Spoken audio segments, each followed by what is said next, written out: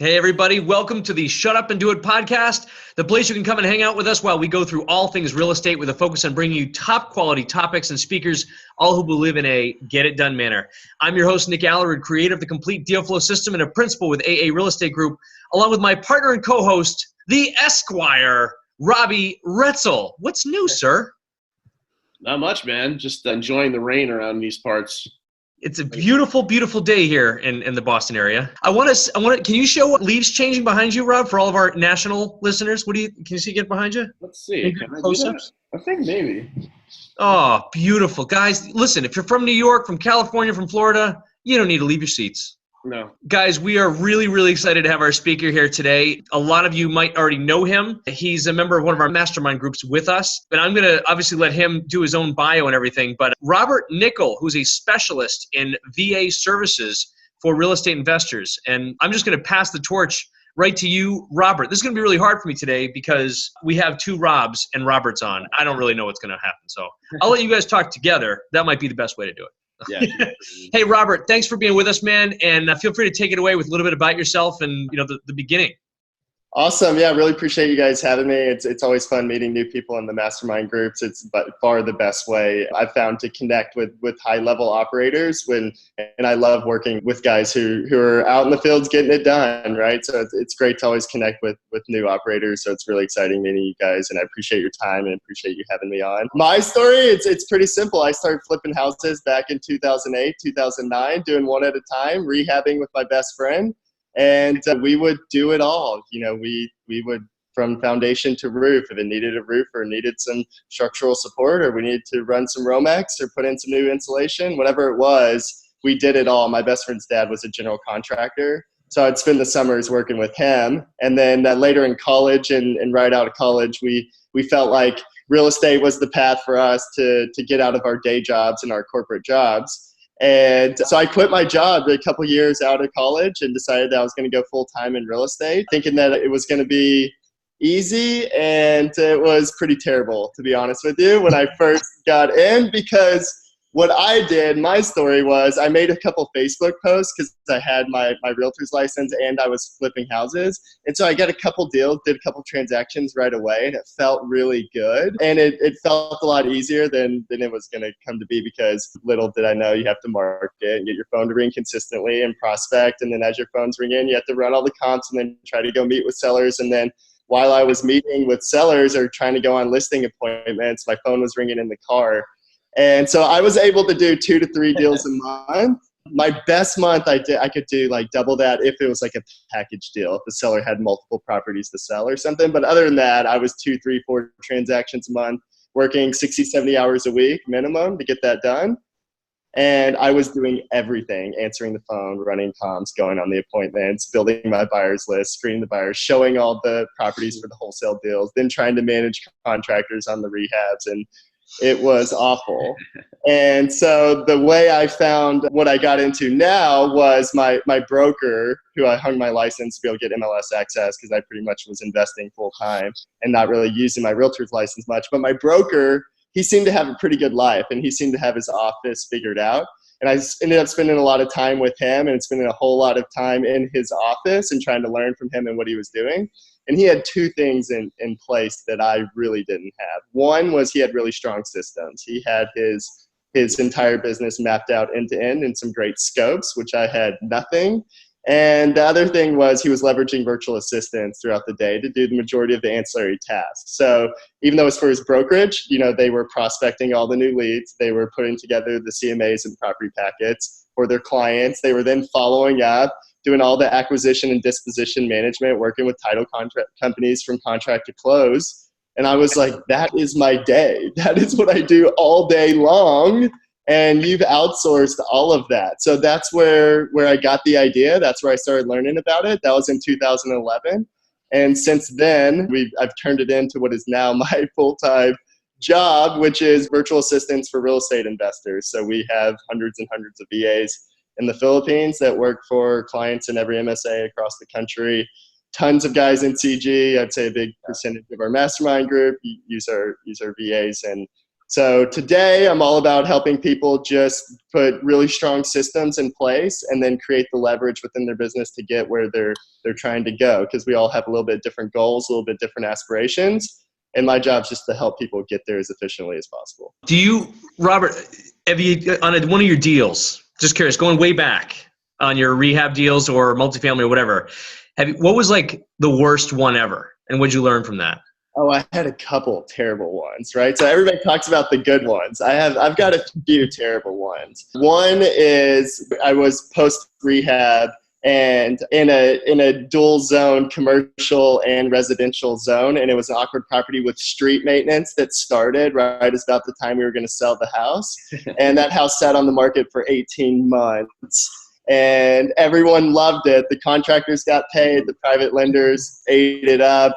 It was good for everyone except for me. I lost well over 6 figures on that deal. That one just crushed me. So I think that was my biggest loss ever, was a deal that I thought was going to be a 6-figure plus win. Ended up being a 6-figure plus loss. It was actually $119,600 loss is what that one was, right? So that was the biggest swing I've ever had in expectations. So that one was very, very humbling. And then, man, I've had some rehabs where we started with budgets in the $30,000 range, and we pulled the sheetrock off the wall, and we got into the rehab, and we turned into $50,000-$60,000 projects. And I'm scrambling, doing everything I can to break even on those things. And when we were breaking even on the HUDs, I was celebrating with the teams and high-fiving, because it's every now and then on those rehabs, it doesn't matter. You open up some walls and you get your teeth kicked in with some of the expectations that you had before and after. So I've definitely had a few where I've gotten my teeth kicked in. Learn from though, right? Oh my gosh, by far I learned the most through the good times. I don't really learn much through those. If I have a really smooth transaction, I'm not learning a whole lot on that one, to be honest. Right. Yeah.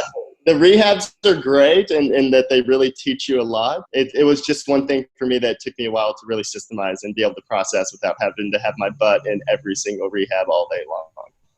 Gotcha. Totally.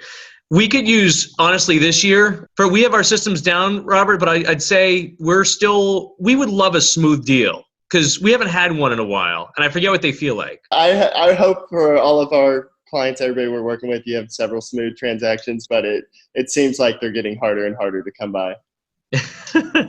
You got it. Why don't you into the transition so you obviously worked with your broker, and you were like, oh my God, how is he getting everything done? He's got 18 hidden people helping him out on a day-to-day basis. Yeah. So the first thing I did was I was doing direct mail for my marketing primarily. And then I did some other things like going to REIAs and the meetups, and spent time at title company branches when they had their little events. And I did all of that, all the networking I could, but most of paid marketing was direct mail. And so the first thing that I delegated was answering the phone. Leads are obviously the lifeblood of your business. It's everything. Without them, you don't have anything. Nothing else matters without some good motivated seller leads. But I was tired of answering the phone. You have to talk to a lot of people to get to a deal. And I was so sick of answering the phone. And so that was the first thing I got rid of. I was tired of going to bed feeling guilty. This is the honest truth. I was feeling guilty because I'm spending all this money on marketing, and the phone's ringing, and I'm like dreading answering it. And then what I was really doing, to be totally honest, is when I'm answering the phone, I'm only really chasing the motivated leads, right? So I wasn't grinding on the follow-up. I wasn't chasing the people I really should have been, because I just didn't want to do it. So I just worked kind of the cream that was on the top. Sure. And then there's just so many hours, right? So I just kind of would work the cream. And then after that was a really freeing experience, because I could spend most of my time building relationships, which then became my goal. It's like, hey, if I could just be sitting at the table with sellers all day, I could close a whole lot more deals. And so that's how I just kind of backed into the next thing, which was running comps. Most people freak out when we talk about running comps initially, because the idea of the analysis behind the deal making is super important. And it's obviously the foundation for all the decision making. It's very, very important. But for the most part, running comps is a checklist task, and it's done the same way every single time. And there is some nuance. There's some art to it, depending on the neighborhood and the type of property and how it works and where it is and all those things, right? There is some nuance. But once you get in the rhythm of running comps in the different neighborhoods and the different markets, it becomes pretty consistent. It's a checklist task. I got that off my plate next. And man, that's what allowed me to really start humming. All of a sudden, I loved wholesaling, because if I could just meet with sellers and didn't have to run the comps and talk to anybody on the phone, I would show up at the properties and have my VAs have already talked to the sellers, and the CMA packets and all the comps were already attached in my CRM. So if I'm meeting with the seller, I would just have that information. And then from there, my confidence was just so full in the process, and I was really levered up at that time. We were able to do a whole lot more transaction. So that's when I went to disposition management. So everything from contract to close. I never got another email from a title company asking me for my corporate docs and the articles of organization and all the stuff that if they got the first email that they somehow lost or missed or whatever. That day-to-day interaction to get a deal closed, done, off my plate was what I got off next. And that was great, because that for me was a mindset shift. Because at that time I was thinking, well, each phase was a huge paradigm shift for me, but at that time I was thinking that I had to do the title work management, because if I wasn't doing it, I was like, that's the relationship there. And if I'm not carrying that relationship, then it's not going to work. Well, they didn't care as long as the deals were closing, whether they were talking to me or who they were talking to. They liked me, they liked talking to me, but they just wanted the transactions to close in their office. And other than that, the rest just was extra, right? And same way with taking leads. I was thinking, man, there's no way I could delegate or outsource taking leads. And then, they end up doing better than I do, because they are dedicated to that process and they're incentivized by it. And they don't have all the emotional bull crap that I build up over time whenever I get sick of answering the phone, right? So that was really the process. My wholesale business became where 80 to 90% of it was completely done over the phone or on the computer overseas. And I had an acquisition guy hired to go into the field and manage the seller side. And then I had a part-time person to show the properties to the buyer leads. And then most of the contract side, after the deals were closed there, because we would just cherry pick what we were going to rehab. Everything else we wholesale. And the rehabs we had a project manager process in place. So the ancillary task of ordering materials and doing the checklist management was done in-house by our teams, but the rehabs were done, in fields by project managers. So that's how we centralized the business. I got a lot of leverage there. And what's really been fun, Nick, is then the last few years is helping other people figure out, where they're trying to go, and then create a lot of efficiency and leverage points within their business. That's what's been really fun for me. Crazy. That's awesome. Rob, do you have anything for him? Other Rob, Robbie R. Robbie R. Yeah, no, it just sounds like you have, great systems. And then when you outsource what that's what's not your highest revenue generating activities, you get a lot more freedom that way. Well, no, well said. I was just gonna say I couldn't have said it better myself. Yeah. And we have some students, and whenever we tell them, okay, you're at the point now where you need to start outsourcing some tasks, the biggest fear that they have is, how am I going to train these people to do it as well as I can? So can you speak to that a little bit? Yeah, I can. That's like, a selfish plug here. That's why my business exists, because I went out looking for that. What I wanted was an easy button. Yeah. I wanted something that was pre-trained. If I needed an inside salesperson to work my sales leads or to manage buyers list, or that, to have that type of task manager, that type of profile, I wanted to just hire that person and then be able to get on the phone and not have to waste my leads and lose money for my business before they actually got it down. Mm-hmm. I also didn't want to have to sit there and grind with somebody in the MLS and teach them how to use Zillow and teach them how to run comps. Right. And Robbie, that was my life for whenever I first was hiring VAs, right? Because whenever Wes was my broker who taught me how to do it, the way we did it at the time was just it was Odesk and Elance at the time before they merged and became Upwork, and now they're going public and they're a platform everyone's familiar with. Back in the day, they were competing, and that was the main source to go get overseas labor. And that's what I was doing. I was hiring one at a time, training them myself, going through the brain damage, and it was awful. And I found some other companies who claimed to essentially have the easy button, and none of them really performed well. But the process that I found is like anybody can be successful. You mentioned systems. So my profile is I'm all go, I'm all gas, I'm out there. I need to be out in the field, right? So I am number one worst enemy to creating the scopes of work and the process and the system. Right. That's just not me. And so for me to take the time to map all that out was a losing battle. That was just losing effort. And so for me personally, what I did was surrounded myself with people who could draw that out of me. So I have team members who literally just sit there and ask me questions and pull out my day out of me. And then they map that out for me. And then they create the scopes and the training materials off of that. And so we all have systems and processes, even if we're solopreneurs. Most of the time it's just in our head, right? And I'm sure you guys experience that a lot. You just know how to do your job. You're not necessarily even thinking about it. You're just crushing your day because you know how to crush your day. The first step to me, in my opinion, is to take enough time just to stop and think about what you're doing all day. And once you think about what you're doing, you then think about, okay, what is highest and best use of my time? Where am I utilized the best? You mentioned revenue generating activities. I think that's always where we should be focused, right? But that's my opinion. We all need, as the business owner, to decide where best use of our time is. Right. And that's the first step in identifying some of the things that you can outsource and delegate. And then the systems process, you have to have something written down. There's got to be some kind of structure for someone else to learn from, or you're just going to be teaching them yourself, right, and going through the steps. So there's really two ways to do that. You can do it yourself. You can think about what you're doing all day long. You can kind of process map and mind map, just literally writing down the steps. Or you can find somebody who's highly detailed, highly structured that can help in that process. Or you can find someone like us, and that's essentially what we do for people on the front end, is mind map your entire business and create all those systems and processes for you so that when you do hire a VA, that person can be successful. So that is really, Robbie, why we created the business that we have now, is for businesses like yours and people who want an easy path to implementation, whether that's on the phone or general admin or running comps or building buyers lists, whatever it may be. The speed of implementation is so important. Yeah. And then having the structure and the teamwork around you to be able to create the scopes, create the processes. We want your business to be people-proof.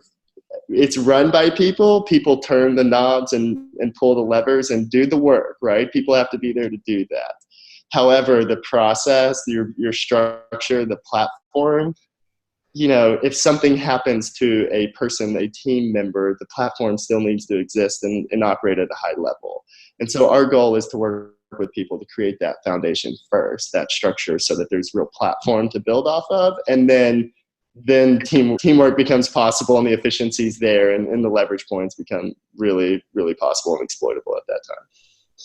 Nice. Robert, you just mentioned something really, really interesting, because, being so systems and checklists and processes oriented, you're absolutely, I 100% agree with you to take all those, as many as you can, right? Those basic, first administrative, and then if you can get into some of what your weaknesses are. In your case, you just didn't feel like you wanted to waste your time answering the phone anymore, right? As one of your first ones that you kind of went through. When is there a line drawn in the sand, if there is a line drawn, to where, we've also been hearing that real estate's not about sticks and bricks, and no matter how much we systemize it, at the end of the day, it's person to person, right? It's a people business at the end of the day. Like, is there a line that you draw in the sand for, as far as when, you or one of your acquisitions people gets involved and has to connection?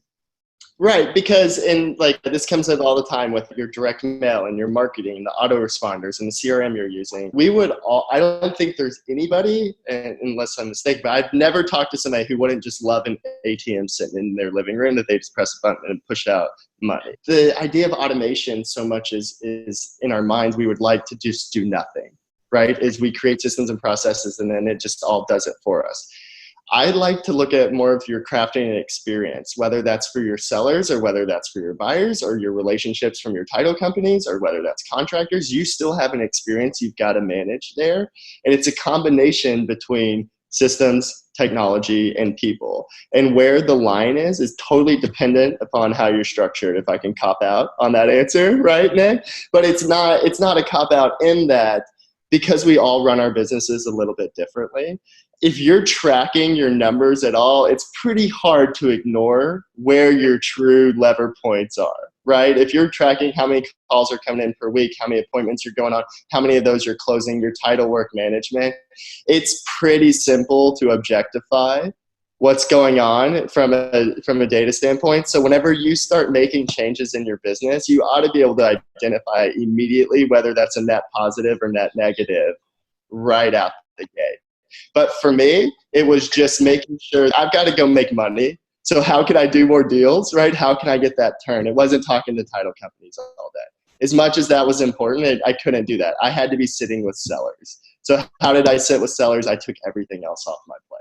And then the buyers piece, it's like another thing would be people want to just totally give everything away, right? Like, let's hire a few people and then we don't ever have to deal with that at all. Right. Well, it can be an escalation channel as well. I just all of a sudden only talked to a few buyers instead of my entire buyers list, right? And when we would send out an email that was with the new property we were selling, I didn't have to be the one to answer the phone and answer all the questions that are listed in the PDF that no one read. That didn't have to be me. But when the guy was offering me $62,000 instead of $64,000, then I could step in and take on that negotiation. That was a thing because it's a real thing instead of just, hey, what's your phone number and when can I come see the property? So for me, it's all about that experience where you're actually going to close the most deals and then kind of backing into it from there. Awesomeness. That's great. And if I could go one more step too, and I love this, by the way, kind of some hard questions, Robert. In the business that you have now, where you have obviously an assortment, a huge labor pool that you guys, your team has trained and generated, right? And they have their own systems that they follow. That's accurate so far, right? Absolutely. In your business, that what you have now, do you have your own systems and checklists? Like the hard question is, are you also seeing, difficulty in, that's a labor pool for you, right? So you still have to motivate them. You have to hold them accountable. You have to kind of keep on the training side of them. And is there a challenge there on a month-to-month basis that you guys and your team has taken over that the investors that hire IVAS do not? Yeah, so I love the question. The problem with people is that it's the day-to-day, right? When I very first hired someone, it was not a virtual assistant. It was not someone overseas. I had people in the office, and I would hire, to do my direct mail, to handwrite some of the envelopes and fold stuff and stamp, and then do some general administrative tasks. And I tried hiring part-time moms, and I tried hiring interns from college, and then I tried hiring full-time people that were at a competitive per hour scale. And for me, it was tough. And I'll blame some of that on inexperience, on just ignorance on my end, from management, from infrastructure, from all of that being new on a new platform. But also, I didn't really like having people in the office. And I didn't really care whenever somebody's kid got sick and they had to go pick them up from school. And we were trying to close title. Or, it's Friday at 3 and we got stuff going on and people want to be piecing out of the office early. I had a hard time with motivating people all the time.